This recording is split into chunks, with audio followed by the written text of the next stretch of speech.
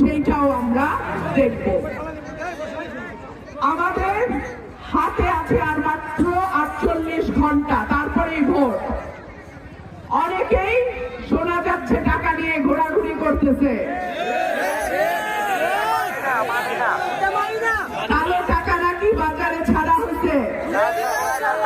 সত্য মিথ্যা জানি না, তবে এইটুক বলি, টাকা দিতে আসলে টাকাটা লয়ে লইবেন, টাকা ফেরত দেওয়ার কাম নাই। এদের অবৈধ টাকা এরা অবৈধভাবে দিবে। আবার যদি এমপি হতে পারে আপনাদের কাছ থেকে 100 গুণ উঠায় নিবে। তবে টাকা লইবেন ঠিকই, ভোটটা দিবেন নিজের টাকা চারটা ইচ্ছা হাতটা লন, ভোট দিবেন কইলাম হাসে। কি ঠিক আছে নি?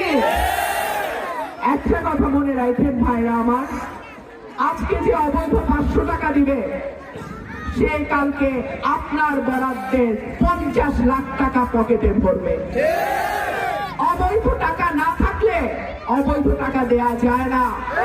আর অবৈধ টাকার উৎস হচ্ছে জনগণের হকের টাকা মাইরা নেয়া।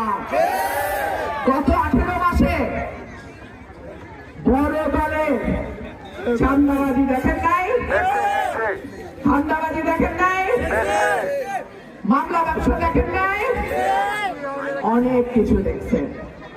আশা করি এইরকম চান্দাবাজ, ধান্দাবাজ, মামলাবাজ, বাটপার আপনারা সেই রকম প্রতিনিধি বেছে নেবেন না। আপনাদের কাছে আমার বিনীত অনুরোধ থাকবে, আপনার ভোট আপনি দেবেন, দেখে শুনে বুঝে দেবেন। আপনার ভোট আপনি দেবেন, যোগ্য প্রার্থী দেখে দেবেন। আপনার ভোট আপনি দেবেন, সৎ যোগ্য মেধাবী প্রার্থীকে দেবেন। প্রিয় ভাইরা আমার, আপনাদের একটা ভোটের দাম কয়েক কোটি টাকা। একটা ভোট নির্ধারিত হয় আপনার ভবিষ্যৎ, পরিবারের ভবিষ্যৎ, সন্তানের ভবিষ্যৎ, এলাকার ভবিষ্যৎ। সুতরাং একটা ভোট যদি আপনারা নষ্ট করেন, আপনাদের আগামী 5 বছর একটু একটু করে পিছায় যাওয়ার সময় হবে।